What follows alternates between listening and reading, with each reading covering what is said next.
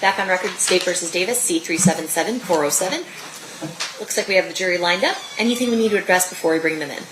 Not from the state. Mr. Sanft? Yeah, we do have one request of the court. I understand that the state will be putting on a witness that actually has a medical appointment back in California tomorrow. Okay.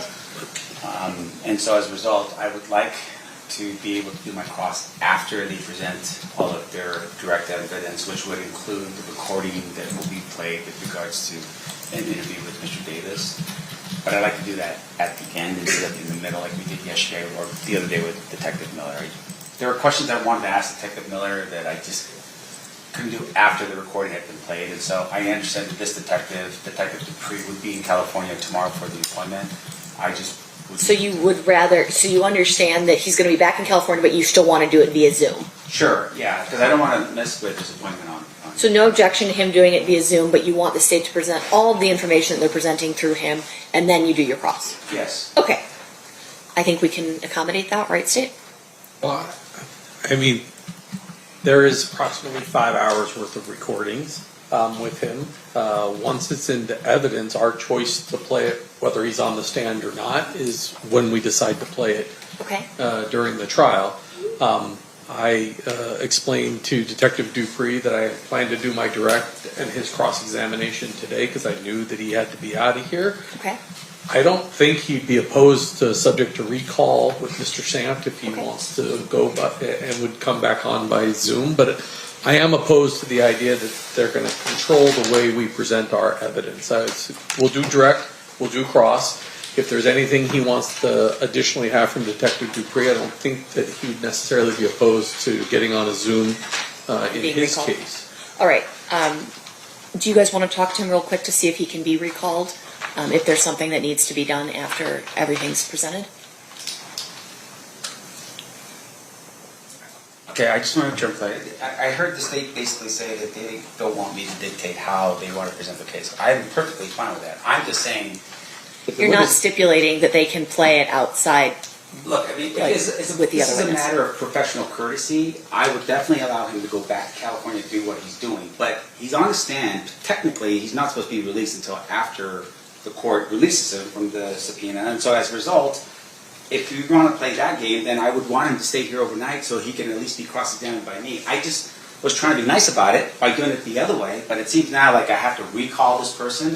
I don't trust that he wouldn't disappear in the wind. I don't care if he's a detective. Like, in my opinion, I've got a problem with that. Well, yeah, but once a piece of evidence is admitted, it's our choice as to when to play it and how to play it. And so, like, I'm not getting dictated how we do that. If he's done with cross, if he's going to delay cross and keep him on the stand long enough, he's free to play it during this cross-examination if he wants to. Once a piece of evidence is admitted, it's admitted, right? And so I'm going to lay the foundation. If you're going to have him verify it and then not play it until closings or something, that's your prerogative. Or I could just, on Friday decide we're going to play, because we have hours and hours and hours of audio to play, and just having somebody sitting on the stand for audio is not necessary. Okay. I can present it in any manner I want to. It just doesn't require the witness to be here to listen to it. And so it sounds like what Mr. Sanft is saying is he has no objection to you doing your direct and then playing it without him being here, and then he would like to do his cross tomorrow. So I was just going to see if... I just don't think we'll be through it by tomorrow. I think it may be... because we have a witness coming tomorrow, so we may be breaking up 2008 and then later on playing 2009. So I don't know when that's going to happen in our presentation of the evidence. I understand that. Kind of the issue that we're having, because we're really juggling a lot of out-of-state witnesses because nobody was in Vegas when this crime occurred. So, Mr. Sanft, what I'll do is after you listen to when the state is done with their direct, and they've admitted what they want to admit and they say that they're done, I'll turn to you and you can let me know if you want to cross-examine now or if you want to ultimately recall him on your own for your presentation.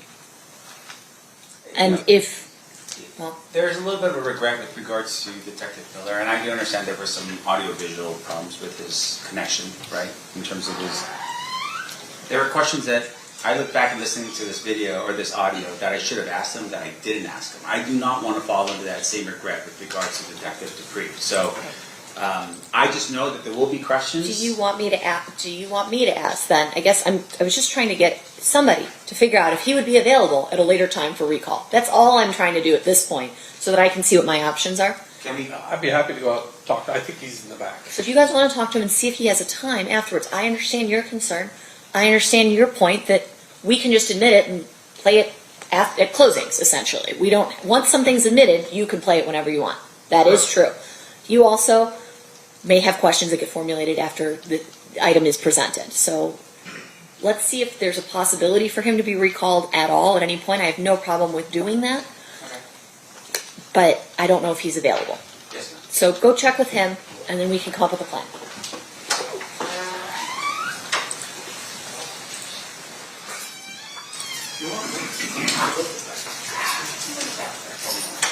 Sure. Detective Dupree has agreed to be available Friday morning. Okay. If Mr. Sanft has any additional questions by way of Zoom, we figure by then we'll be through the two statements. I appreciate it. Thank you, guys. All right, perfect. So looks like that's been resolved. Anything else we need to address outside the presence? Not from the state. All right, let's bring the jury in. Captain Jury. This is a different issue.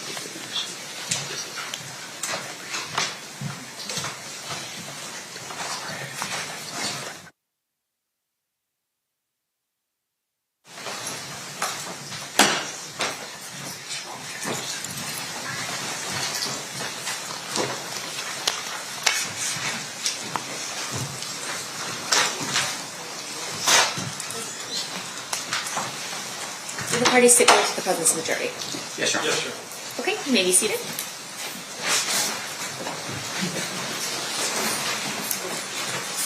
Welcome back, ladies and gentlemen. Thanks for accommodating me as we started a little bit later. I appreciate your time. At this time, we are still in the state's case in chief. Who's your next witness, Mr. Wade Lee. Giacomo? Okay.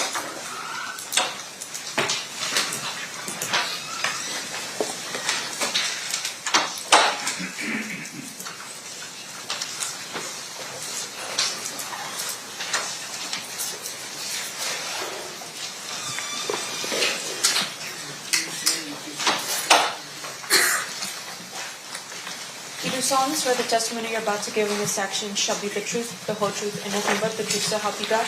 Yes, I do. You may be seated. May I please have you state and spell your first and last name for the record? My name is Wade Lee, W-A-D-E-L-E-E. Thank you, Mr. Lee, for being here. Mr. DiGiacomo, whenever you're ready, you may proceed. Thank you. Let me just give the clerk the next thing in order.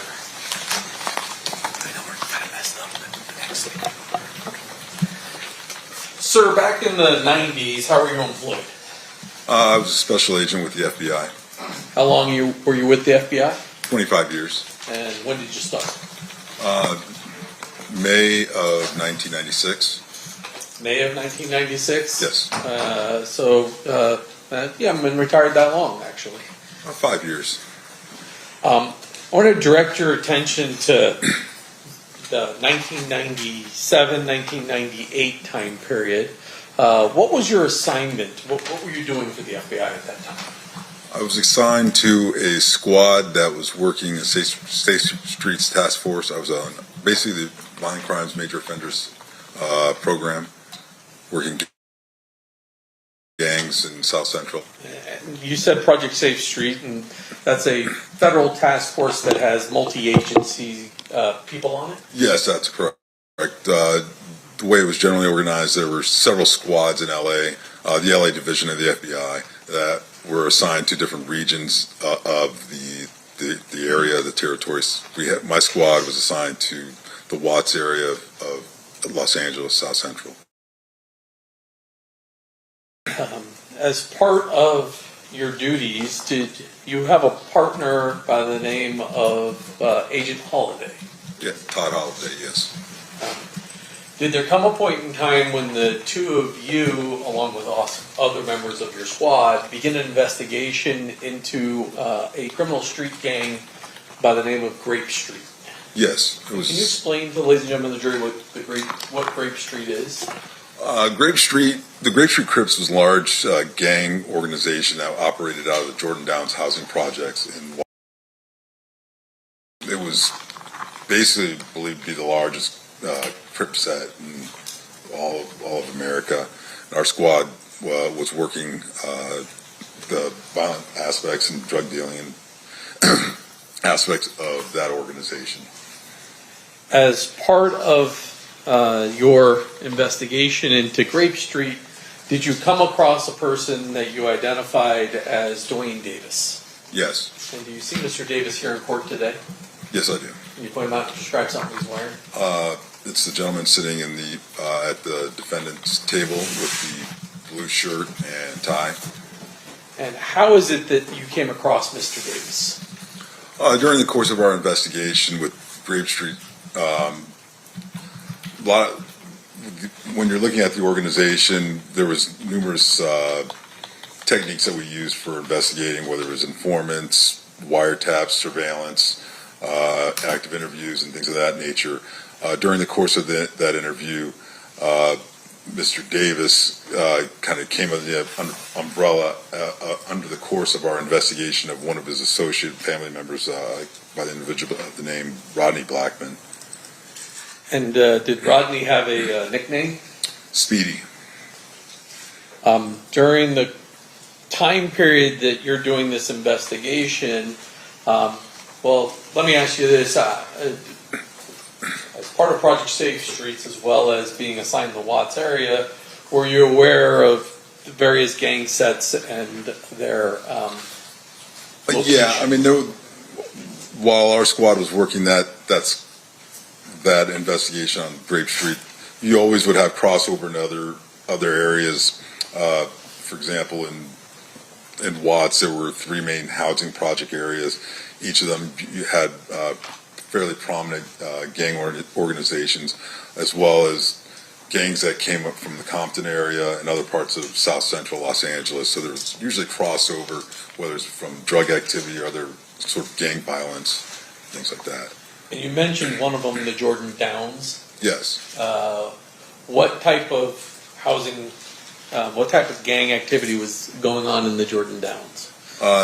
So Grape Street Crips operated out of Jordan Downs housing projects, and they basically controlled that whole housing project as far as the drug trafficking, violent activity, and things of that nature.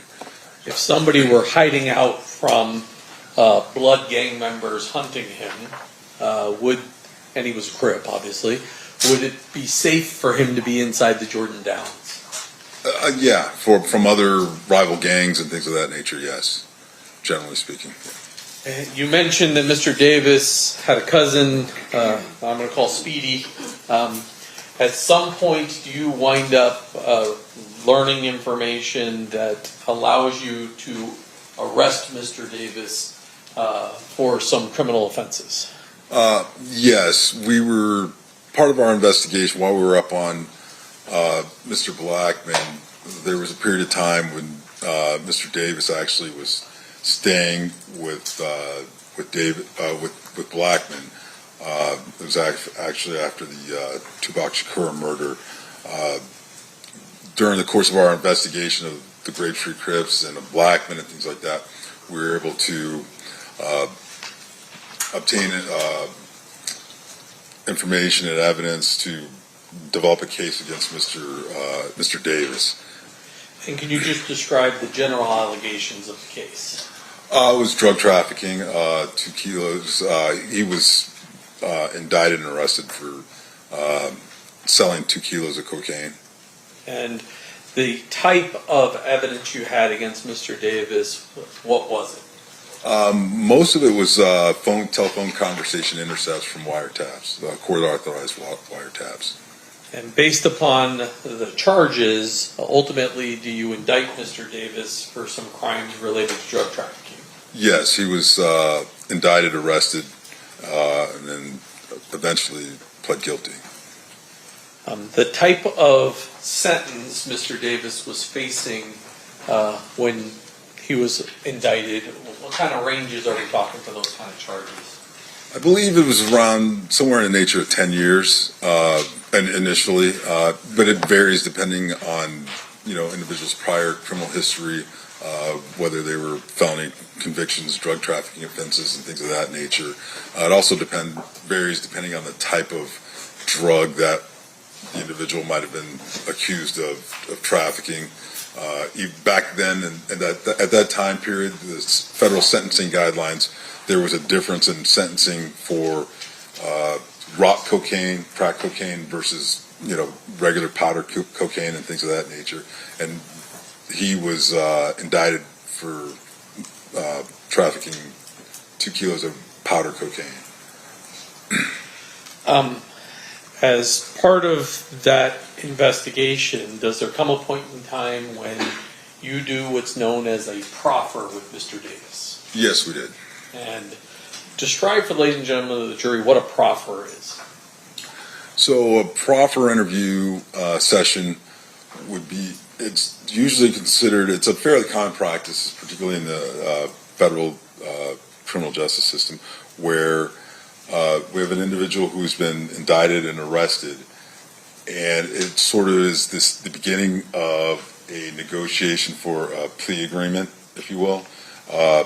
What we do is the U.S. Attorney's Office, the defendant's attorney, they all agree that to conducting an interview with the FBI.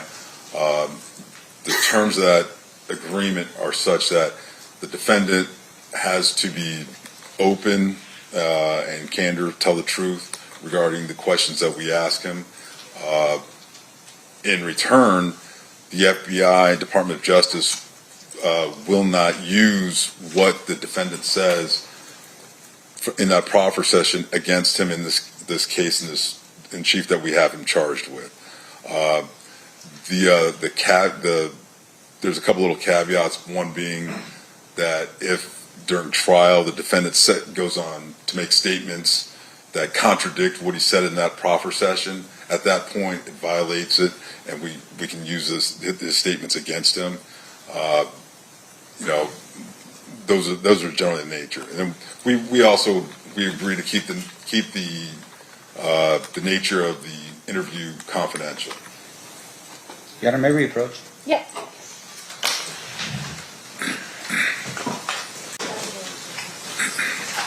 All right, Mr. Jackson, you may proceed. When you had your 1998 proffer with Mr. Davis, well, first of all, were you by yourself, or did you have your partner Todd Holliday with you? Todd Holliday attended, as well as Assistant United States Attorney, along with the attorney for Mr. Davis, who were also there. And what was his name? If I refer to by. Well, I have what's marked as State Proposed Exhibit 46. I know you got a copy Okay. there. That's fine. How about we use the one that I have Sure. marked, and then I'll take these back from you. Would reviewing those notes refresh your recollection as to the name of his attorney? Yes, Edie Fall. Okay, after reviewing that, has your recollection been refreshed? Oh, yes. I'm Okay. sorry. And it's Edie Fall? Yes. Understood. You may proceed. First of all, let me ask this. Up until you were contacted sometime this year, have you maintained the confidentiality of this conversation that you have with Mr. Davis? Yes. And as far as you're aware, your partner Todd Holliday also maintained the confidentiality of it. Yes, as far as I know. And before you hit the stand today, or sometime last week or the week before, or at some point, the United States or the U.S. Attorney's Office issued a letter authorizing you to testify to these two conversations you had with Mr. Davis. Yes, referring to the TUI letter, yes. And that's a requirement that state prosecutors have to get permission from the federal government to allow you as an agent or former agent to testify to actions you took in your official capacity as a federal law enforcement officer. Yes, regarding those two interviews, yes. How is your proffer with Mr. Davis documented? Usually we use the standard FBI reporting mechanism, which is a FD 302 report. And that is essentially a report that lays out the information you received. There's no audio recording of that particular conversation. That's correct. And is there a FBI 302 of what's in front of you? And I forgot the number. Is it 146? 146. 146, is that a fair and accurate copy of the description of the conversation that you were part of with Mr. Davis on July 16th of 1998? Yes, it is. Move to admit 146. None. No objection. So admitted. Now, I'm not going to have you go through everything that was in there, but what is your purpose in talking to Mr. Davis in the Proffer session? Well, the purpose is to glean as much information as we can regarding what he knew or knew at the time regarding gang, drug, violent activity going on within the Watts and Compton areas. Were you investigating directly, at least, the Tupac Shakur murder? Not directly, like it wasn't, we weren't assigned, we were working our normal gang activity investigations. However, it was known to us that he was a person of interest, Mr. Davis was a person of interest regarding that homicide. And so during this Proffer session, you asked him questions about that as well? Yes, we did. I'm going to go through 146 in front of you, and actually I can roll it up here on the screen for you.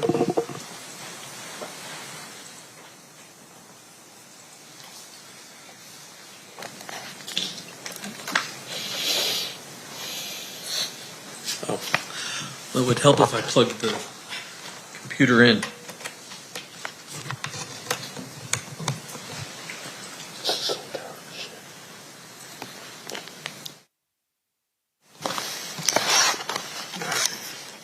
So that's what the front page of this 302 says. Is confidential and has the date and a description of who the people that are present for this particular proffer are. That's correct. The very first part of the interview, and let's close that. There you have a discussion with Mr. Davis about an individual called Zip. Tell us what he tells you about this individual Zip initially. Initially, that Zip was an individual from New York who was a pimp who controlled girls, numerous girls, sold marijuana. He did just mention that Zip was involved in PCP trafficking, and that Davis at one point arranged for an individual by the name of Patrick Bernard to give Zip some PCP. So Zip came from New York to LA to conduct the transaction. And did he also mention how he met Zip? Yes, he said he met Zip at a baseball game somewhere in approximately 1993 or 94. There was an individual named Fats who's also at the game that introduced Davis to Zip. And then he talks to you a little bit about who Fats is. Yeah, Fats was a large cocaine supplier who operated in the west side of LA. He's also known as Flint. Davis associated with Fats prior to 1994, up until basically the time, I guess, where Fats was arrested and taken into federal custody. Let's skip past some Fats. There's a or part of this conversation, a person by the name of Wayne Day comes up. Do you know who Wayne Day is? Yes, Wayne Day was actually arrested by the squad that I worked on, the Safe Street Task Force. He was a large-scale drug dealer, drug trafficker in the Watts area, Compton, with Grape Street Crips. And does Davis describe his relationship as it relates to Mr. Day? Yes, there was.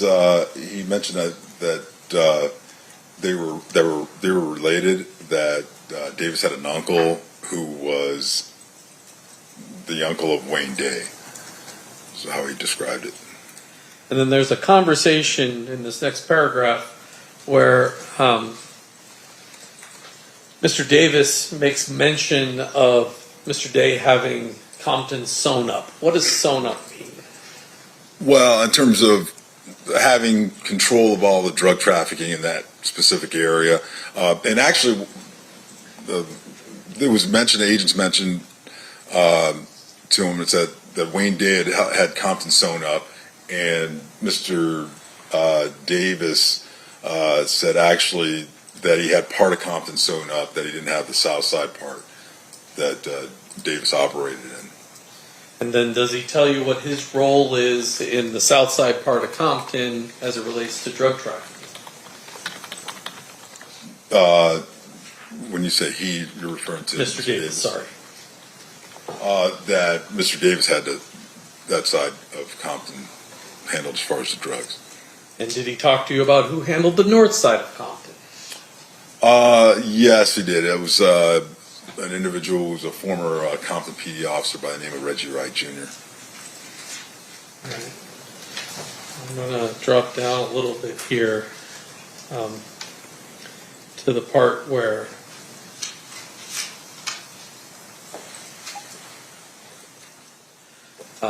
he talks to you about both him and Mr. Blackman being major suppliers in the Jordan Downs housing project in Watts.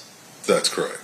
And then he begins to talk to you about the start of Death Row Records. Yeah. Again, that was all part of the, overall investigations that we were looking at as far as the gang activity and things of that nature. And he mentioned there was an individual by the name of Harry O that provided money to start the Death Row Records. Also, what's his name? I believe Patrick Johnson provided approximately $80,000. Actually told Davis to give $80,000 of that money that Davis owed to Johnson from previous gang transactions to Johnson's girlfriend, so that money could be used to start Death Row Records. And he also explains Marion Suge Knight's role and his connection to the Blood gang members. Yes, he did. He said that Marion Knight had gained control of the North Compton drug trade and that he was associated with a bunch of the Blood Street gang members, like the Mob Pyrus and such. And they were, the Knight was getting them in and out getting them out of jail, bailing them out, and they would cooperate with Knight. And basically, when Knight goes to prison, he tells you Reggie Wright kind of takes over. Yeah, Reggie Wright Jr. took over the organization after Suge Knight was arrested.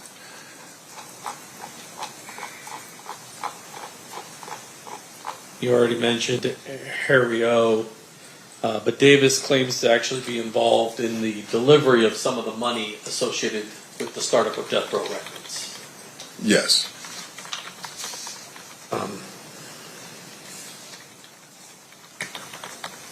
Jump down. I'm going to start. You see at the top there. You ask him about his prior relationship with Mr. Knight prior to the murder of Tupac Shakur. You see that paragraph there?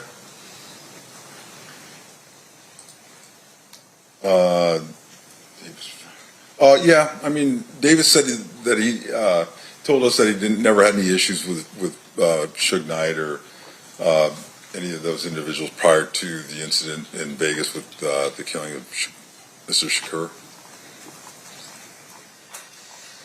And Mr. Davis goes on, and I'm going to skip down just a little bit, but he basically accuses two Compton Police Department officers, Sergeant Reynolds and Lieutenant Reggie Wright Sr., the father of Reggie Wright Jr., as basically being corrupt officers. Yes. Yeah. That Reggie Reggie Wright Sr. was a lieutenant with Compton Police Department, and then Reggie Wright Jr. was a former officer with the police department.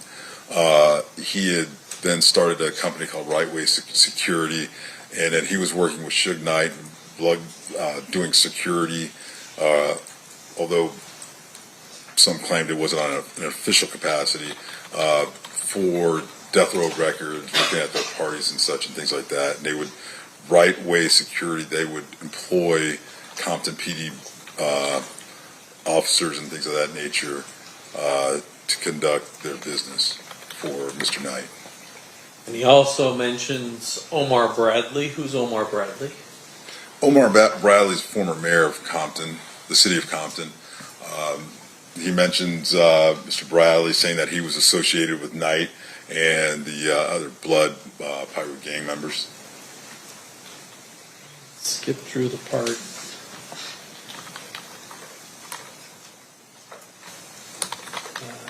Top of page 4, he provides information, or at least asserts that Reggie Wright Jr. is distributing drugs out of a particular location, and even names some people that are helping with that.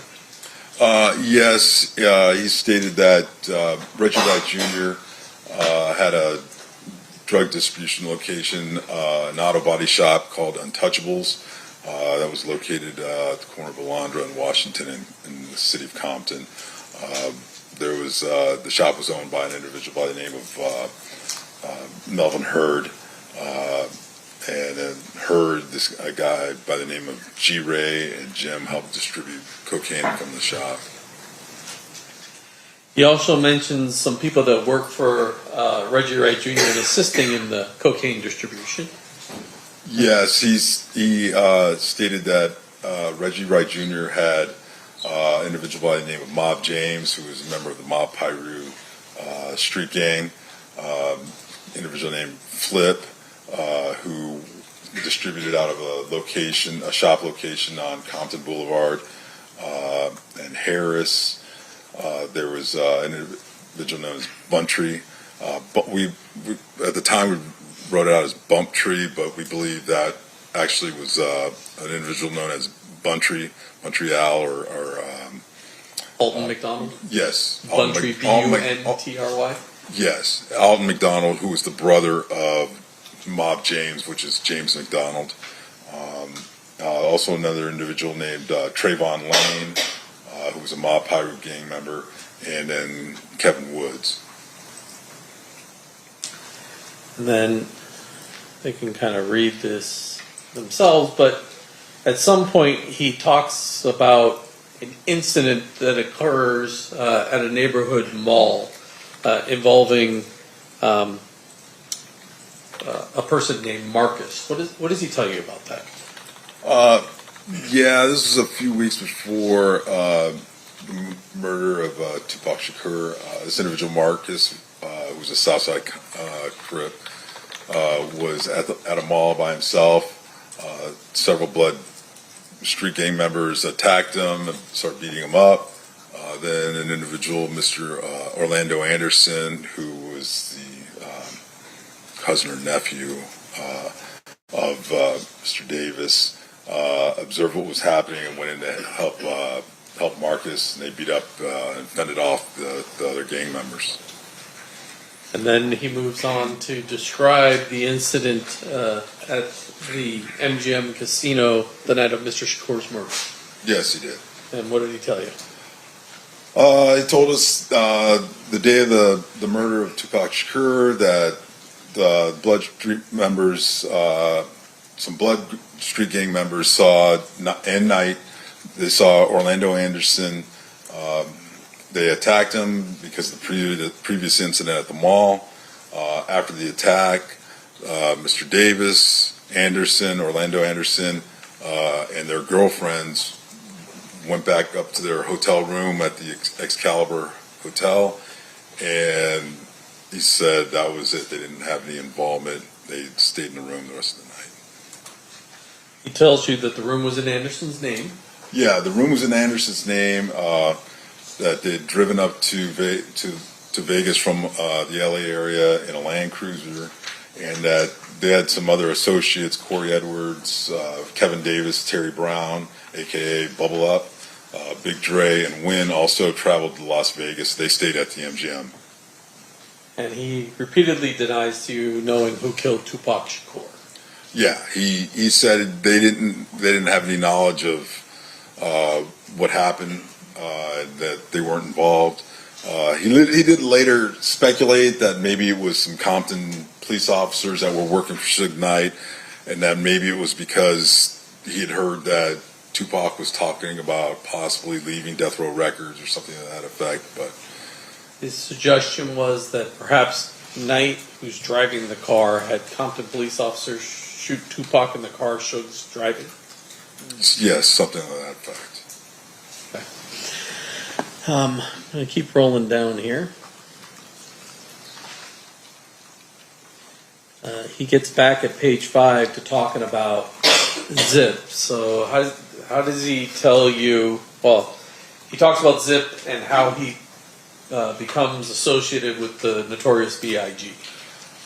Yeah, he said that back in 93, 94, Zip introduced Davis to Notorious B.I.G. at Summer Jam concert. And Davis would associate with Notorious B.I.G. when he was in L.A. area, but they never had any like drug connections or anything like that. He tells you that he was actually at the Peterson Automotive Museum the night Mr. Wallace was killed. That's correct, yes. And that he saw some, at least people associated with Death Row Records at that location. Yeah, he told us that prior to that, the night of the murder, Davis observed some females associated with Death Row Records at the party. He said, well, like Jewel, a singer, Lachelle, a comedian for Death Row, and Davis believes that they saw Mr. Wallace at the event, and then called Blood gang members to come. Davis did say he observed Reggie Wright Jr. and DJ Quick, who was a performer for Death Row, Theo, a local disc jockey, and about 10 or 11 other Treetop, Fruitown Blood gang members arrived at the event. Davis told Mr. Wallace that they were to watch, that they were there and they should watch out. And then shortly thereafter, Mr. Wallace was shot. But Davis wasn't there; he didn't see who actually shot him. But once again, he tells you that he believes that Reggie Wright Jr. and Blood gang members are the people that killed Mr. Wallace. Yes, he said he believed that Reggie Wright Jr. and the Blood gang members associated with him were the ones responsible for killing Notorious B.I.G. When asked who the individual was who actually killed him, based off of there was a composite drawing that was that had been provided and was kind of passed around, so we showed him that. Davis responded that the composite looked just like Reggie Wright Jr.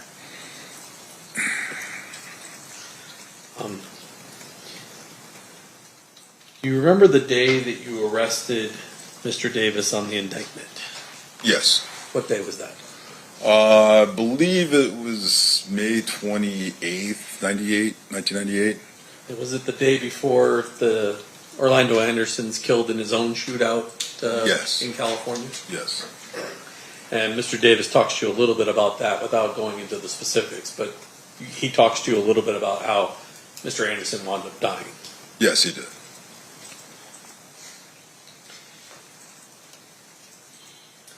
And thereafter, and I'm not going to go through all of these, he initially denies distribution out of state, but eventually talks to you about a lot of different locations engaged in distributing cocaine.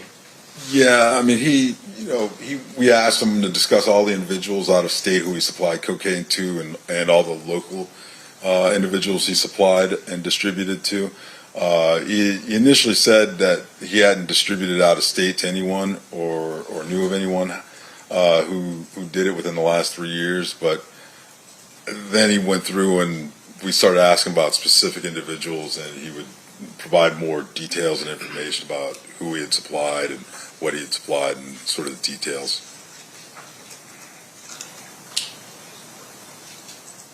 One of the people he talks about is Primo. Yes. Primo was an individual that he bought cocaine from, like his supplier of kilos of cocaine, anywhere from 11,500 to 12,500 a kilogram. Primo fronted Davis one point up like 200 kilos of cocaine at a time, and then Davis would go out and sell it and then pay Primo back. He also mentions Corey Edwards getting drugs from Mr. Davis and being out in Ohio and distributing cocaine in Ohio. Yes, Davis said that at that time, back when we were interviewing him in '98, up until about 3 years prior, that he was supplying Corey Edwards, who was selling cocaine all over Ohio. But I guess Edwards got into, he said at one point Edwards got into some trouble with his Cleveland drug contact, and that individual started coming out to acquire cocaine directly from Davis. That was an individual named Bubs who resided in Cleveland. Eventually, he describes how Primo goes back to Colombia and he gets a new supplier by the name of Samuel Lopez. Primo, I guess, departed the U.S., so we had to start selling cocaine in smaller quantities, and he came across a supplier by the name of Samuel Lopez, whose brother was actually in federal custody. Then Davis had heard that Samuel Lopez went back to Mexico after the FBI attempted to arrest him. And I guess there was a younger brother or another Lopez, George Lopez, used to answer the phone for Samuel Lopez at the time. And I'm not going to go into this, but there was a discussion of someone named Dupree, but that guy's full name was Azel Dupree Hall III, correct? Yes, that's correct.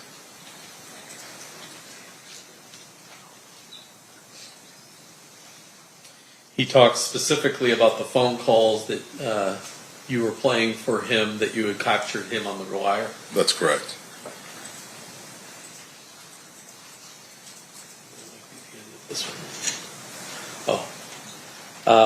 At the very end, he denies that he's the leader of the Southside Crips and claims Darnell Brim is actually the leader of the gang.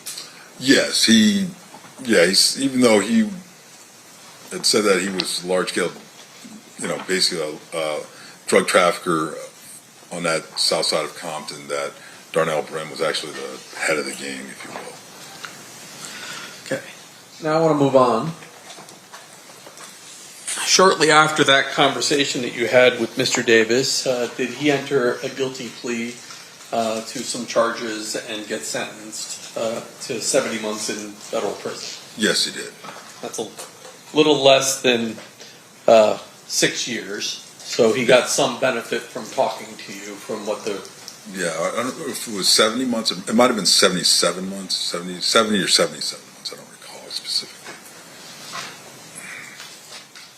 Judge, I have in my hand, it says it's admitted, but I don't remember offering it, a certified copy of the indictment, the plea, and the judgment of conviction in United States District Court for the Central District of California, case CR-98537, evincing his... I have the parties approach.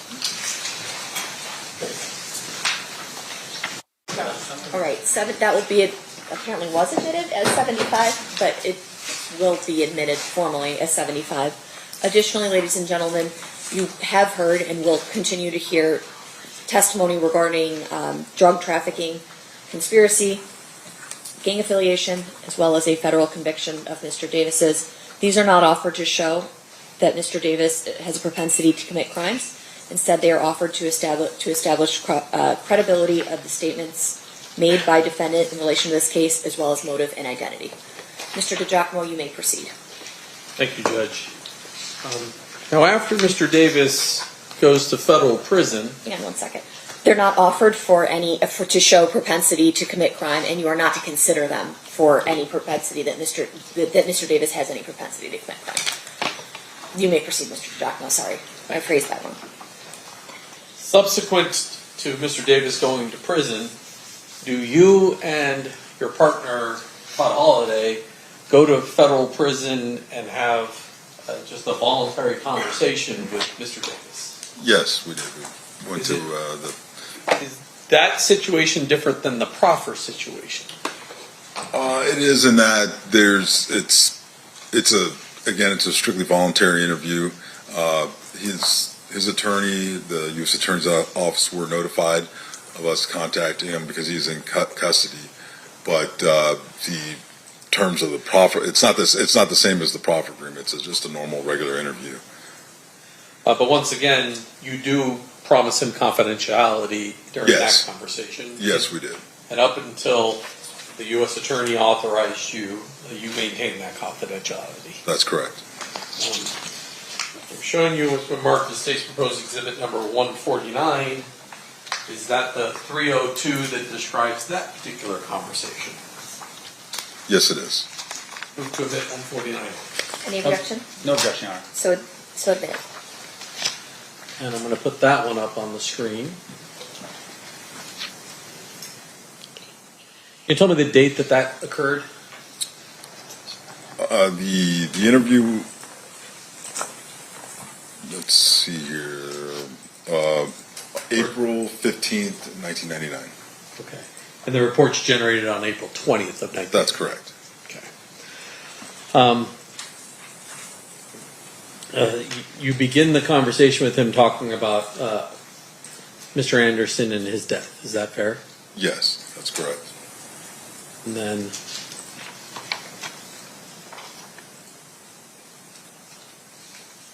Mr. Davis tells you he's not aware of any motive for why blood gang members or individuals associated with death row records would have wanted to kill Anderson. That's correct.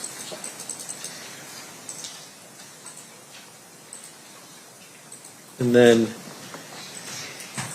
he repeats that he had nothing to do with either Tupac Shakur or Christopher Wallace's murder. Yes, he said that himself and Mr. Orlando Anderson were not involved in the shooting death of Tupac Shakur, and as well as anybody else that he was associated with, and with Tupac or Mr. Christopher Wallace, Notorious B.I.G. Does he speculate again as to who would have been involved in these two murders? He said, he told us he didn't know who killed the two rap stars, but that he believed individuals from New York associated with Puffy Combs or individuals associated with Death Row Records could have killed Shakur, and that individuals associated with Death Row Records killed Mr. Wallace. And then he talks a little bit of the gang war that occurs shortly after the murder of Tupac Shakur. Yes.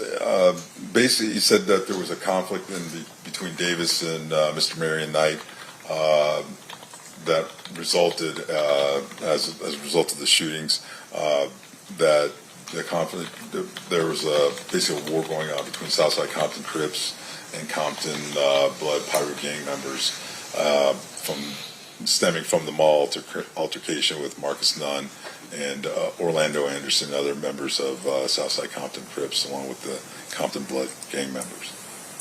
And he claims the reason that people believe that Orlando Anderson is the killer is that he asserts the Compton police is telling people that. That's correct. He made comments that he believed that Compton PD members were putting out rumors that Orlando Anderson and them were involved. Do you confront him about Mr. Anderson, the attack, and him being upset about that particular attack? Well, I mean, we asked him about that, about the whole escalation of incidents, because of the gang activity, the incident at the mall, then at the MGM Grand, then obviously the shooting of Tupac and things of that nature. Mr. Davis said that Davis and Anderson were upset after the casino's attack on Anderson, but they weren't going to strike back with so many police officers around that they would have struck back once they returned to Compton. So he indicates to you that he's angry enough to do it. It's just he planned on doing it back in Compton, which instead of in Las Vegas. Yeah, if they were, apparently it was because of police presence in the area, something of that nature. I'm not going to go through all the rest of this. The jury can read sort of the rest of this. Let me just check the very bottom.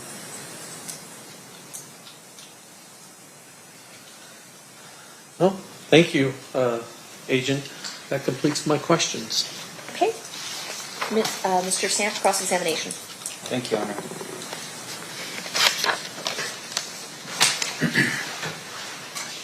It's no longer special agent, or it's still special agent? Either way is fine. All right.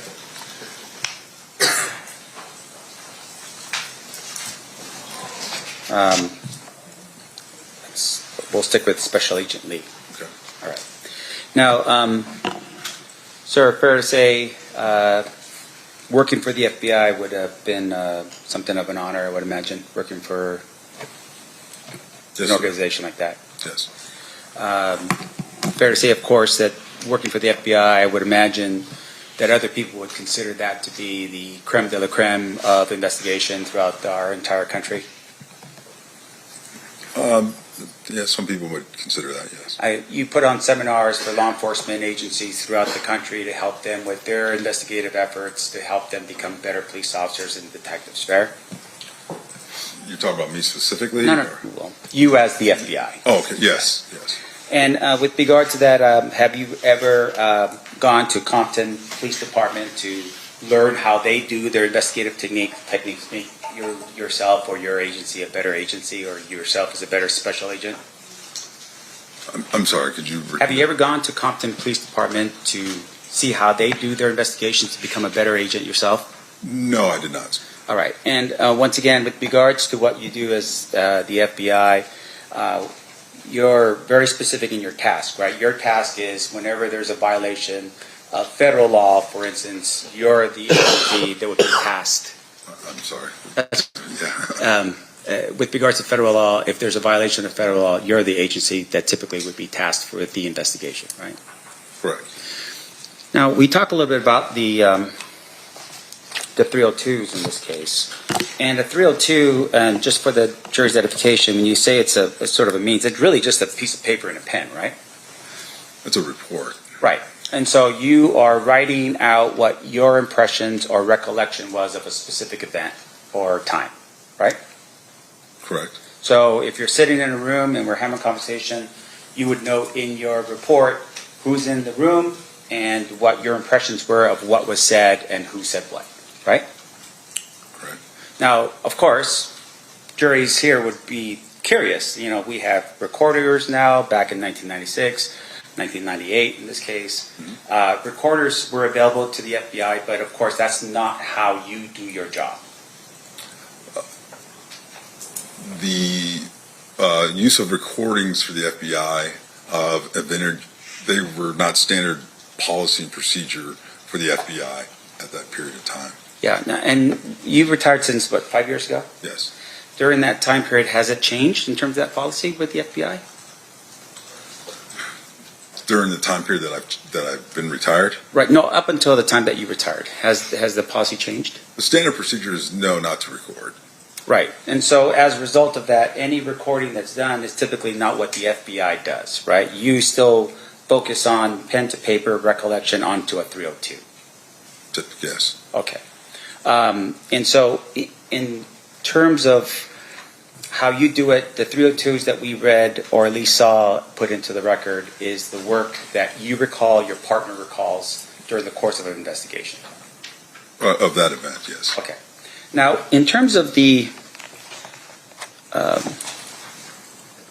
task force here, we talked a little about the task force, Project Safe Street. Is that what it was? Yes? Yes.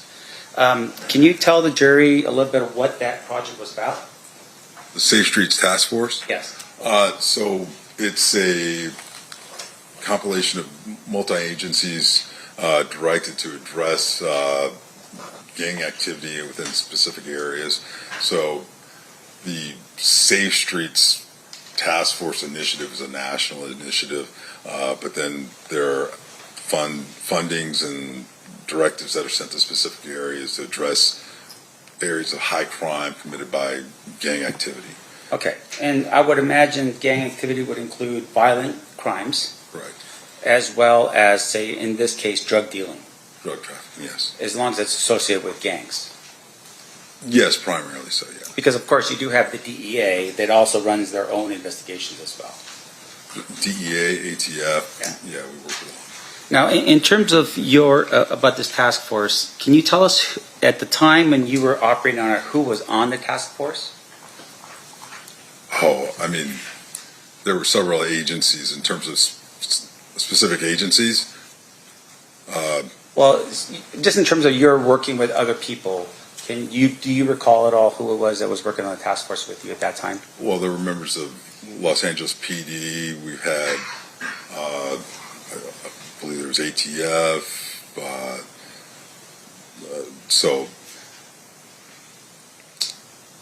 So there was multiple aspects of the task force.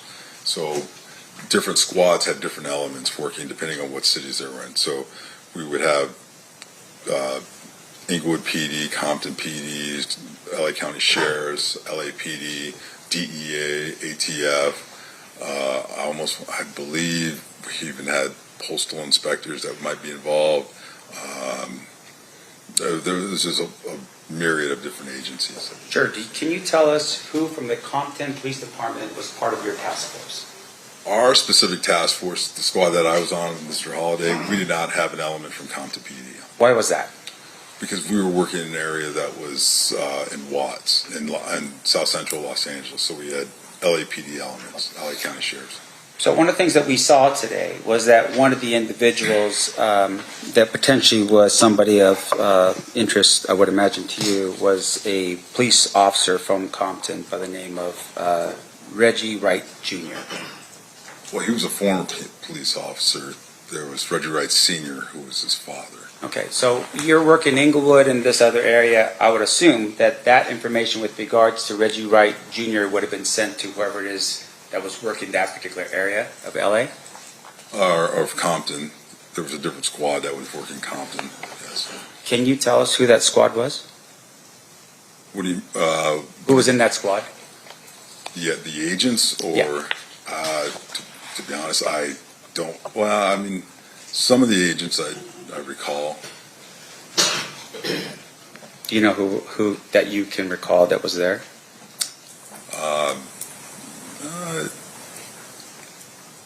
At that specific time, I'm not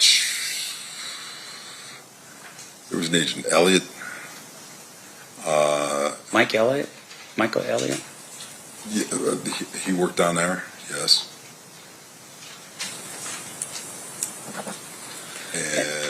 And I don't want to strain you a little bit here. Yeah, I mean, it's yeah. So and the reason, For clarification, because over that time period, agents will change squads and things of that nature. Like I left the gang task force in 2003, and squads would move and change objectives. So who was working at that specific time?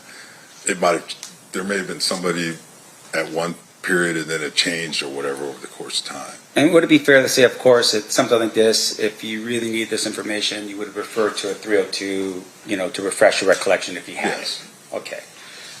Now, in addition to that, though, in terms of your role here, there was a proffer session that was conducted with my client, with Mr. Davis. Yes. And that proffer was set for July 16, 1998. That's the exhibit, I don't know, I think it's that one right there. That's correct. Up in the top right-hand corner, do you see the date? That was the date of the report. Right, so it'd be dated It was July actually 16th. July 14th. It was the Oh, date. July. Okay, so even though the date says 16th on this, it would be the 14th? Yes. Well, so there's a little bit like Yeah, the data, the 16th is the date of the report. Down at the bottom where it says 7/14/98, that's the date of the actual activity. Okay. And you're meeting with Mr. Davis, and specifically you're meeting with him in terms of under the task force, which was gangs and whatever they're doing that's crime related to gangs. Is that what we were doing at this point under the Safe Street task force? Yes. Okay. And so when you meet with Mr. Davis, there was an understanding at that particular point that, hey, whatever you're going to tell us, we're not going to prosecute you for. Is that what was happening on that date? Under the proffer agreement, yes. Okay. And that proffer agreement, of course, does require the approval of the United States Attorney's Office that would be responsible for that area, right? Yes. And in this case, that person would have been Assistant United States Attorney Michael Terrell. Correct. Was he present for that meeting? Yes, he was. Okay, so it's you, your partner, another FBI agent, as well as Special Agent Michael Terrell. Assistant United States Attorney Michael. I'm sorry, Assistant United States Attorney Michael Terrell. And in that meeting, there was an understanding between Mr. Davis and his attorney that whatever was going to be said was not going to be used against them. Unless he came out and testified and said something that was contradictory to what he said in the proffer agreement, yes. Sure. Now, once again, we're talking about the federal government here, right? So was there an actual proffer that was signed by the parties indicating the understanding that you're telling us right now in terms of what was the terms of the agreement?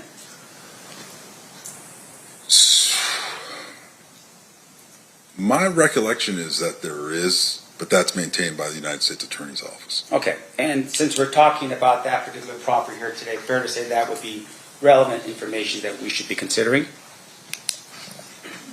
Would you repeat Objection that? to the form of the question calls for a legal conclusion. Okay, sustained if you would rephrase. So I want to make sure I'm clear here. We are talking about a proffer. You're telling us that there is an actual writing, a contract of some sort between yourself and Mr. Davis with regards to that proffer. Do you have a copy of it here today? That's not between myself and Mr. Davis. It was between Mr. Davis and the United States Attorney's Office. Okay. And once again, do you have a copy of that here today? No, I do not. Now, in terms of your understanding of this agreement, Mr. Davis gives an agreement, and in the agreement, I'm assuming, the idea behind it is that he has to give you truthful information, right? Correct. And if there's no truthful information, then he's exposing himself to a potential crime in which he's now freely admitted to it, right? I'm not sure I understand the question you're asking. Here, I don't want to break it down for myself because maybe I don't understand. So a proffer agreement promises the person that you're interviewing that we're not going to prosecute you for what you're telling us. Right. If the person's lying and you catch them lying, then technically the proffer doesn't count anymore because they violated their terms of the agreement. Is that how that goes? If they lied during the agreement During the or proffer? during the proffer session. Right. So that doesn't necessarily the benefit is for consideration for plea bargaining and sentencing consideration. So if the individual who is being interviewed during the proffer session shows a lack of candor, lies, and things of that nature, then the consideration for a plea bargain, plea agreement, will be considered by the United States Attorney's Office and what they will offer to that defendant. As far as using it against them, it's still the proffer agreement terms as far as using that information against them in that case in chief on that charge, we would still not use it. Does that make sense? Sure. I just want to make sure it makes sense. Right. Okay. So one of the things about the proffer agreement is it's, as I said earlier, was to set up it's the beginning of a sort of plea negotiation period. So we go to Mr. Davis, we say, you come in, you tell us the truth, we won't use it against you in this case or whatever, regardless of what you say, and the United States Attorney's Office will take that information determine how useful, how valuable it is. For example, not in this case, not necessarily in this case, we've had individuals who provide information and then they actually go on to become cooperating witnesses for us. They're willing to testify in case against other co-defendants and things of that nature. All of that gets utilized in determining the sentencing for that person and for reducing their sentence on that federal charge. As you're suggesting, if an individual comes in and they're not truthful, they're providing us information that we know is factually inaccurate based on our other investigations, surveillance, wiretaps, and things of that nature, and statements from other witnesses, we would report that to the United States Attorney's Office, and they would take that as far as the sentencing that they would offer for the plea agreement. They would say, well, your client hasn't been forthright and candor. We're not going to reduce it at all.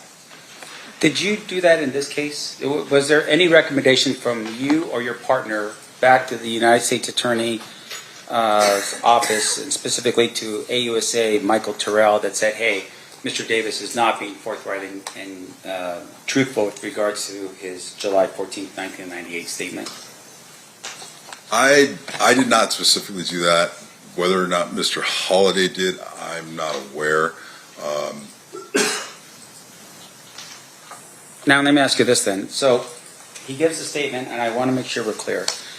You listen to what Mr. Davis says. Did you ever verify the information in here specifically about allegations of Tupac Shakur's murder? Verify in terms of what? Well, for instance, in the document that would have been the year 302 that's dated as of July 14, 1998, there's an indication here, for instance, that at the Las Vegas casino, Davis, Anderson, Davis's girlfriend, and Anderson's girlfriend walked or went up to their hotel room at the Excalibur casino. Now, once again, this is 1998. The death of Tupac Shakur was in September of 1996. Right. Did you ever verify that information with Las Vegas to see if either, and in this case, that what the 302 indicates is that the room was in Anderson's name. Did you verify that to be true? I did not specifically, no. Okay. And then with regards to the way in which he describes, Mr. Davis, how they got to Las Vegas, he says in here that they drove to Las Vegas in a Land Cruiser. Any particular reason? Did he have a Land Cruiser? Was there any verification of that information? I did not verify that, no. Now, in addition to that, he had indicated that Corey Edwards, Kevin Davis, Terry Brown, and Big Dre, or AKA Big Dre and Wynn had also traveled to Las Vegas. Did you ever verify if any of those individuals went to Las Vegas? No, I did not. And whether or not they stayed at the MGM casino? No, I did not. Okay, so once again, for the jury's edification, shooting takes place in September of 1996. You're getting this information from Mr. Davis on July 1998, right? Yes. About a year and, Right. 8 months, 9 months, something like that.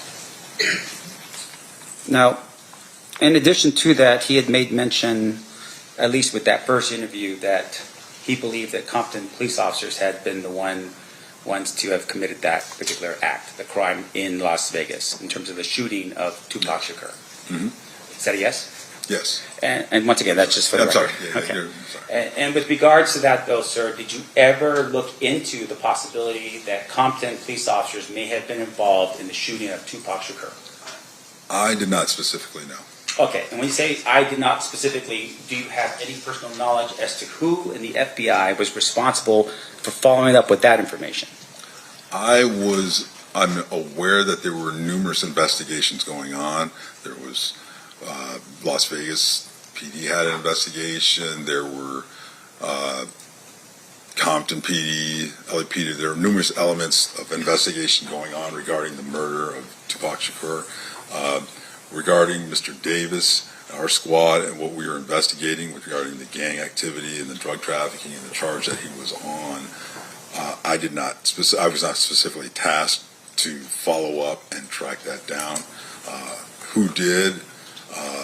I'm not aware of. Now, fair to say, though, of course, if you become aware of a crime like that, you would report the information that you have to whoever the responsible investigative agency would be, right? Correct. You're not just going to hold on to that information and just keep it to yourself, Correct. right? Or ignore it. Correct. So in this case, for instance, you share with us that there were wiretaps that were being done of Mr. Davis's phone during the time period that you were investigating. You recall that line of questioning?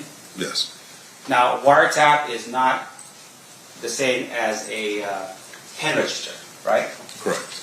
And just for the ladies and gentlemen of the jury, pen register is just numbers that you just that you keep recording in terms of what number is calling out, what number is being received. Correct.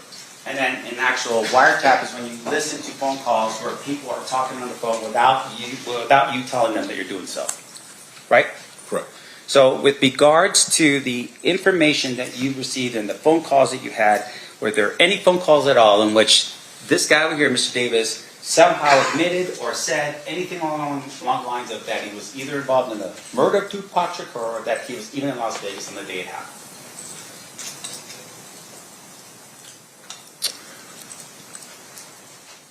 So the first part of the question, no, that would be no, there was nothing.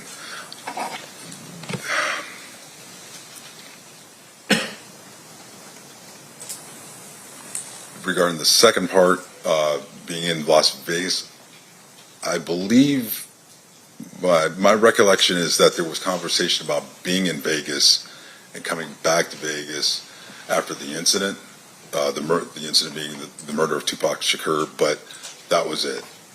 Okay, and once again, I don't want to put any real pressure on you. This is 30 years ago. Right. So in terms of that kind of information, that would have been at least given to somebody that would have been interested in knowing whether or not, Duane Davis was in Las Vegas at the time of the shooting of Tupac Shakur. Fair?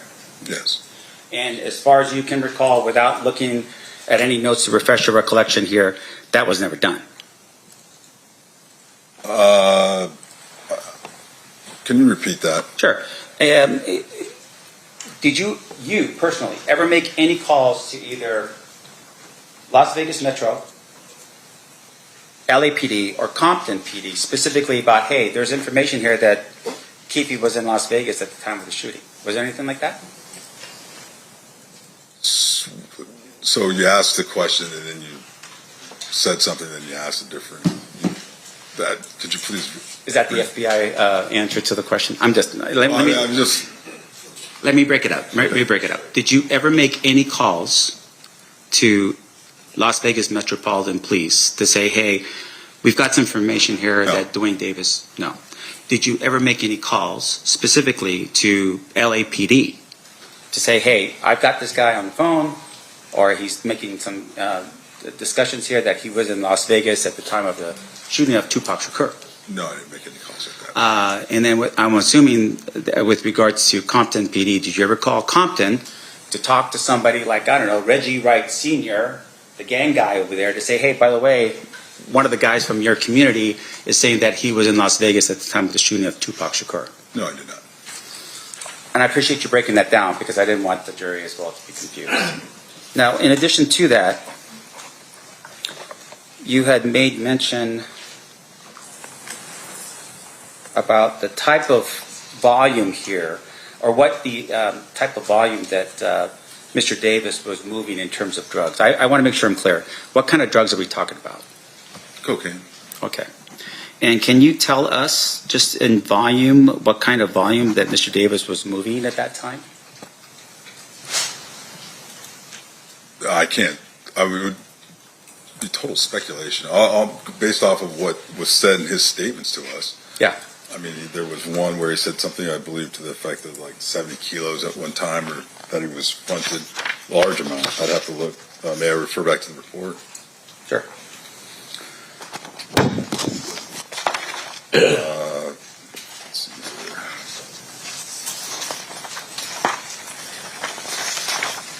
I know there's one for 60 kilos. I'm just want to make sure the jury understands. Oh, I'm sorry. Primo Fine Davis, 200 kilos at one time. Okay. So fairly large scale. Did you ever prove? Was that ever proven to be true? that he received that quantity of cocaine at that time? Yeah, sure. I mean, confidential informants show up on scene, undercover police officers are there. No, sir. Anything like that? No. So it's literally what he's just telling you, right? In your 302 for this Yes. particular time. But no verification of whether or not that was true or not. Regarding that specific transaction, no. Sure. Or let me make sure I'm clear here. That specific transaction of 200 kilos is what we're talking about. Yes. Okay. Did you ever see or have any understanding of whether he was moving 300 kilos of cocaine every month as a drug dealer? Did you ever get any information indicating that he was moving 300 kilograms of cocaine every month? I did not have that kind of specific information, no.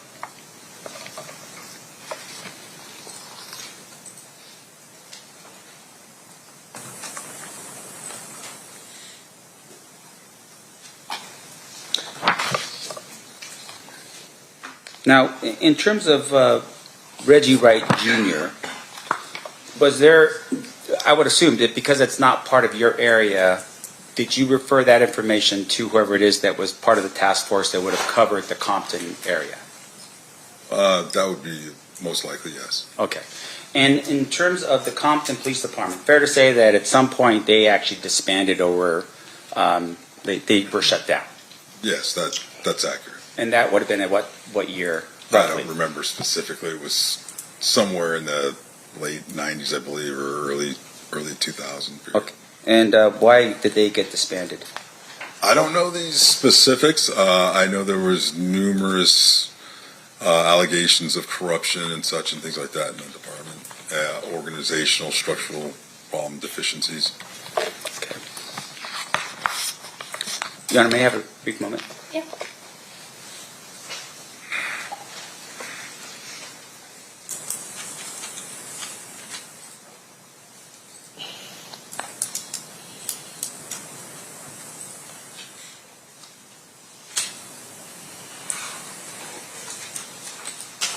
So you shared a little bit about the next time that you meet Mr. Davis, and that was at the prison. Correct. And it's you and your partner still, Special Agent Holiday? Yes. And you go to that meeting, and he's sitting down and having a conversation with you, right? Mr. Davis, yes. Yeah. And I want to make sure I'm clear. How much did you actually arrest him with in terms of the cocaine that he had? I mean, I'm assuming at some point he gets caught with cocaine, right? That's incorrect. No. Okay, so what happens? So, are you specific the specific case that we had him charged with? Yes. And arrested? Actually, no, he was not caught with any actual cocaine. We intercepted conversations between him and another individual where they discussed a transaction before, the price, quantity, and then there were discussions after the delivery, and then there was even discussion. What kind of prompted more of the discussion? There was the two individuals had Mr. Davis and the other individual had a discrepancy over the quantity, the actual volume of the amount of cocaine. Okay. And outside of that, nothing to your recollection that was more specific about anything to do with the cocaine. Like he never actually got caught with it. He was just having conversations about it? Yes, that's correct. Now, in addition to that, when you're part of the task force, you are looking for potential issues with regards to violence. Is that correct? Yes. And in this particular case, had you ever come across any information in your wiretaps or anything like that of Mr. Davis putting out a hit on someone or green lighting some type of violent act to be caused against somebody? No. No. And that would have been part of it would have been maybe an enhancement under the sentencing guidelines in terms of if you're looking at increasing his amount of time, is that, hey, he's also doing something in furtherance of, his self. Violent activity and things of that nature, we would definitely be looking for, yes. Right. And in this particular case, you don't have any proof of that at all. No facts to that. Of him being violent? Yeah. That's correct. Now, there's a discussion here that Darnell Brim was identified as potentially the leader of the Southside Crips. You recall that? It should be at the end of the second 302 that you have. Yes. Now, in terms of that, did you ever verify that information as to whether or not Mr. Davis was lying or not about that? No, I did not personally verify that. And so as of this particular moment, as you're sitting here right now, do you have any facts at all that establishes that Mr. Davis was a shot caller or the leader of the Southside Crips? Could you repeat that the way you phrased Meaning, it? do you have any facts? Do you have something that says he said out on the phone, you know, I don't know what they do. They attended a meeting. I mean, you know, it's like, No, so I mean, with these gang organizations, there's not like membership cards and things of that nature. It's not like you know, they've got a organized org chart of who is the president, vice president, and this and that nature for the most part. A lot of times it is just word on the street, who runs this area, who's in charge, and it was the way we assessed that Mr. Davis was one of the leaders of the Southside Compton Crips was the totality of information we'd received from numerous informants, witness statements, and things of that nature, And so- wiretaps and things like that. I'm sorry to interrupt. Go ahead. You done? Yeah. Yeah, and I would imagine that because Mr. Davis was a drug dealer, that, you know, the money that he was bringing in was probably the reason why he was, you know, considered to be a leader in the Southside Crips. Because of the money that he was bringing in. Well, I mean, the drugs, right? I mean, that's Well, the really volume value. of drugs. Yeah, I mean, the leader, the guys who are moving the most weight, the high volume drug sales are going to be generally speaking, the leaders. Right. They're the ones that the other guys are going to go to get their quantities and things like that for sales. Sure. And in this particular case, that's the presumption, right? It's because Mr. Davis was a drug dealer, he would be considered with some status within the Southside Crips. Well, I wouldn't call it a presumption. Again, it's a totality of statements from other individuals and the information that we got. I mean, it wasn't the fact that he was a drug dealer that all of a sudden alerted us and said he must be a high-level Southside Compton Crip. It was a totality of information from our investigation. Sure. Now, the word presumption, what does that mean, by the way? Presumption that you presume, you're making an assumption. But it's a little bit better than that, right? Is it, yeah, there are some facts that support whatever it is that you are throwing out there as the... That can be the case, yes.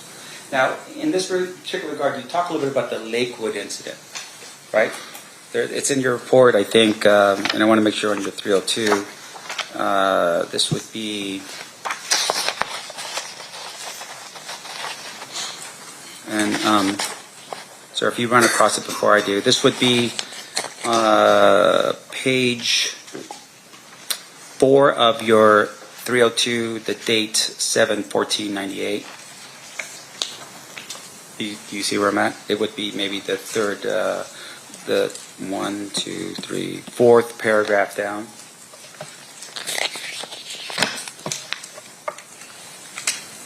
The Lakewood, are you referring to at the mall? Yes, sir. Okay, I'm sorry, yeah. That's right. Okay. In terms of your presumption, the idea of the presumption, you're telling us that there is some facts that help you to have that presumption, right? Some facts. Can you tell us what facts you have to support that there was even a Lakewood incident that occurred? I'm sorry, you're asking what facts? Sure. We have several witness statements. Okay, so you have several witness statements. You are aware that those allegedly, and according to what you write yourself, this was a couple weeks before the murder of Tupac Shakur. Marcus, who lived at the Southside Crip neighborhood, was in a mall by himself. A number of Blood Street gang members attacked Marcus and began beating him. Orlando Anderson and then others approached the situation, observed what was happening, then went to the aid of Marcus. They beat up the Blood gang members. That's what you wrote in your 302, right? That's for true, man. Yeah. Now, in terms of that information, did you ever go to the mall to verify that there was this thing that happened a couple weeks before the murder of Tupac Shakur, which would have been sometime in August of 1996? Did you ever do that? No, I did not. Now, in fairness to you, sir, Lakewood Mall and that area is governed by a police department. I don't know, is it Compton or is it the next one over? I'm not sure. Yeah, it wouldn't have been Compton. Okay.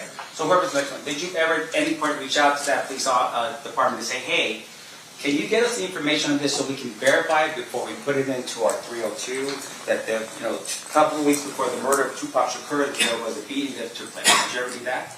Okay, so your statement regarding doing it before we put in that was information that was provided to us by Mr. Davis. So at that time, we were just recording what Mr. Davis is telling us. Sure. So this is a follow-up investigation upon that. Sure, but the state has now introduced this document in as an exhibit for the jury to consider. So you're telling us that you can't verify the information in it? I'm telling you what Mr. Davis told us. Okay, but you cannot verify that information. You're telling us right now you didn't verify the information that he told you. I didn't verify that specific event. Okay.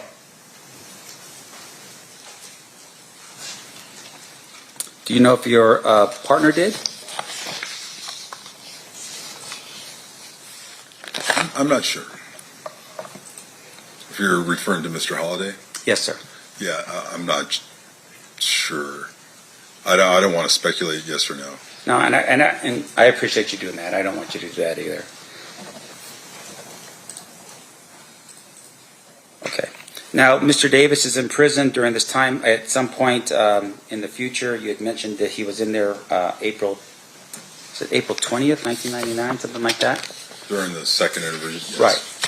Now, did you at any point ever look at his, while he was in there, how he was doing, anything like that? Any write-ups he might have had while he was in there, anything like that? From the penitentiary? Yeah. No, I did not.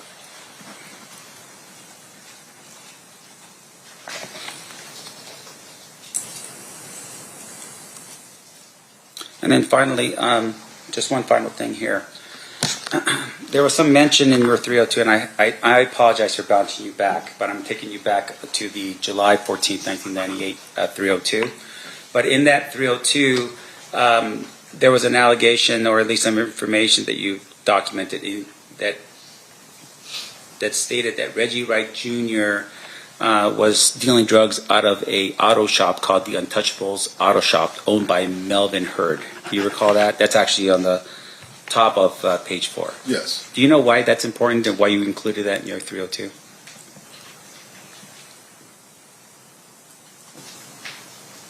Well, activity regarding Reggie Wright Jr., Reggie Wright Sr., these individuals in Compton and things like that would have been important. They would have been documented.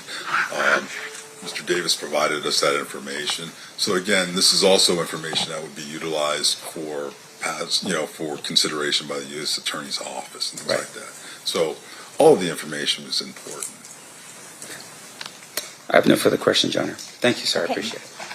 Any redirect, Mr. Duppa? Just briefly, you have both of those. Yes. 302s in front Yes, I of you, do. right? So let's start with the July 14th, 98 one.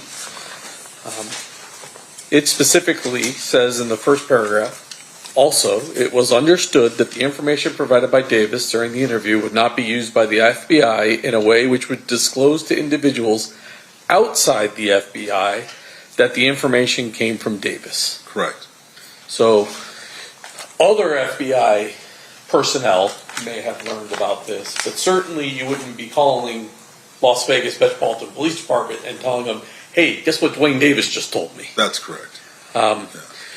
Yeah, there's a confidentiality portion of the Proffer agreement that this is it's offered in a way to elicit information. It's saying, hey, what you tell us here is not going to be told to anybody, and we won't divulge that you're the one providing this information and things of that nature. And you're there talking to him, in your case, is about a drug case. It's not about Tupac Shakur. That just happens to be a subject that comes up in the conversation. That's correct. It's not your responsibility. Well, let me ask you this. Tupac Shakur is killed in the state of Nevada, the county of Clark. Who prosecutes murder cases usually for street-level shootings in Clark County? That would be like Las Vegas Metro PD, the DA's office here in Las Vegas. The state of Nevada. It's not a That's federal correct. crime to commit a murder in Las Vegas in most situations. That's correct. And so you're just gathering this information, and you did what you promised, which was keep it confidential until such time as you were authorized by the U.S. Attorney Right. to talk about it. The only other thing I want to ask you about is, Mr. Sanft, there is a difference between proffer and immunity. Is that correct? That is correct.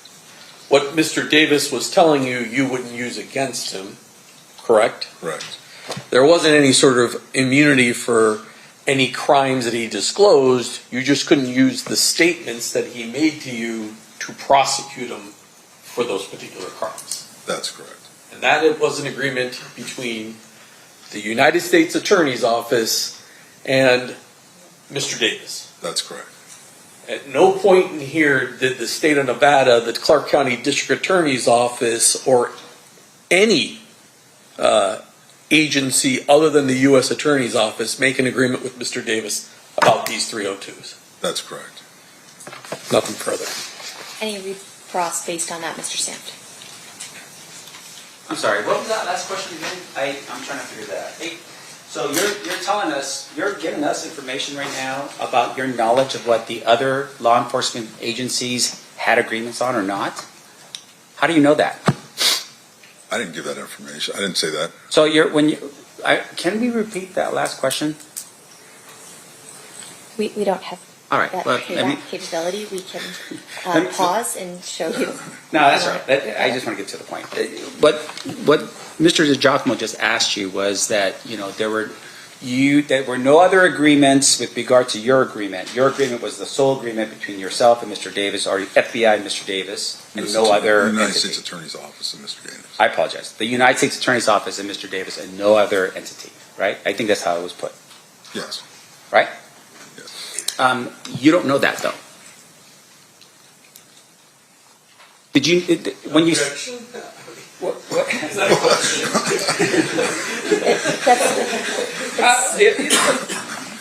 Sustained stricken. You can ask a question. You are not aware of any agreements between with other agencies because you just don't know. You are just here on behalf of the federal government and the FBI, right? With regard to the interview that myself and Todd Holliday conducted Right. with Mr. Davis on July 14th, 1998, the agreement was between the United States Attorney's Office with FBI there and Mr. Davis. Nobody else was party to that. Even though this was a joint task force, this was part of No, it was a joint task force. It was the United States Attorney's Office, the FBI. Yes. Okay, and with regards to that task force, even though other were potentially involved in the task force, they weren't involved with regards to the proffer.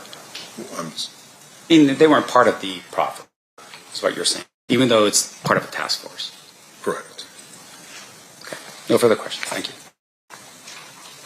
Anything further, Mr. DiGiacomo? No. Ladies and gentlemen of the jury, any questions for this witness?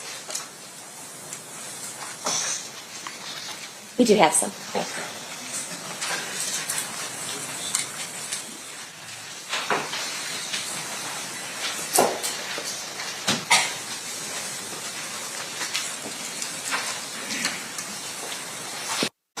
All right, a couple questions from our jurors.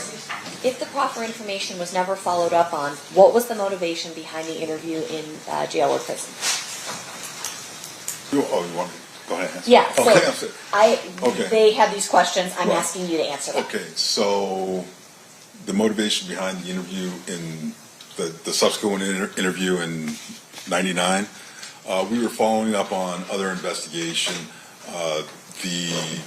Because when you go through the 302, you see we asked about several individuals. We actually showed them pictures of other individuals. A lot of times what we'll do is we were going back because he was cooperative and open before.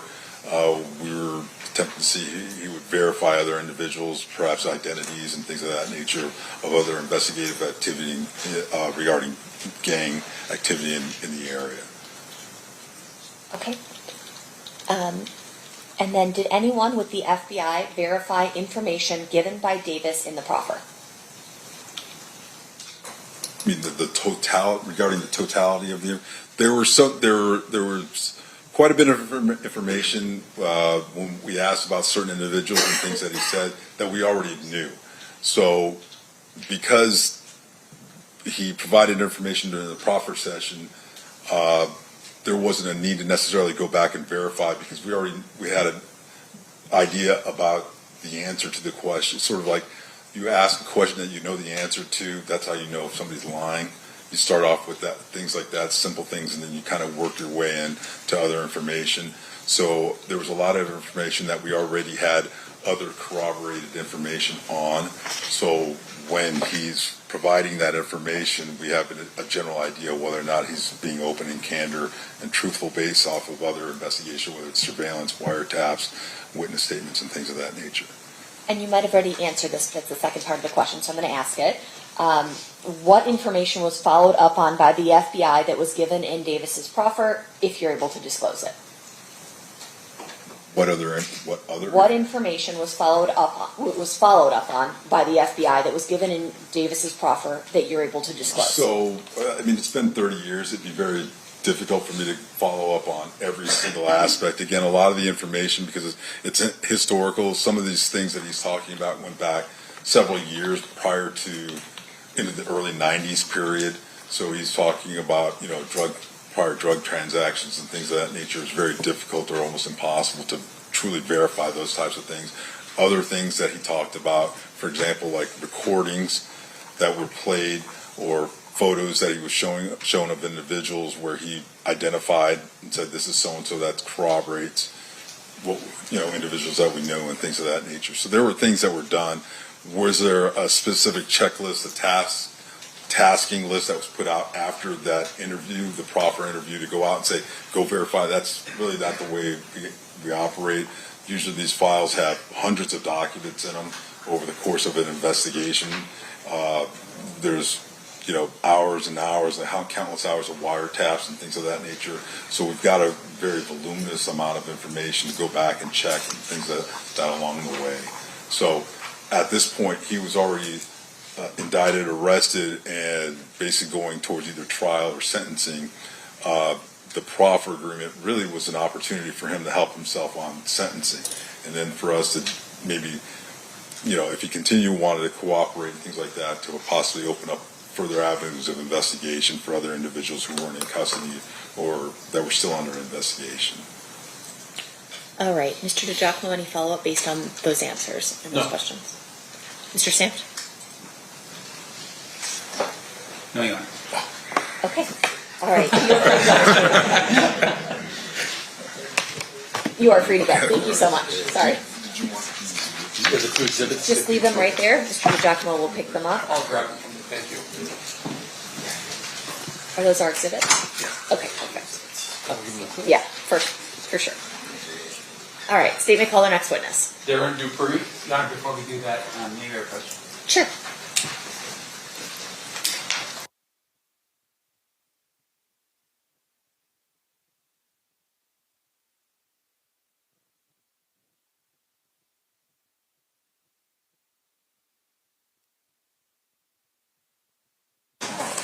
All right, at this time we are going to take a restroom break for 15 minutes. During this recess, you are admonished not to talk or converse amongst yourselves with anyone else on any subjects connected to the trial, or read, watch, or listen to any report or commentary on the trial of any person connected to this case by any medium of information, including without limitation, newspaper, television, internet, and radio, or form or express any opinion on any subject connected to the trial until the case is submitted to you.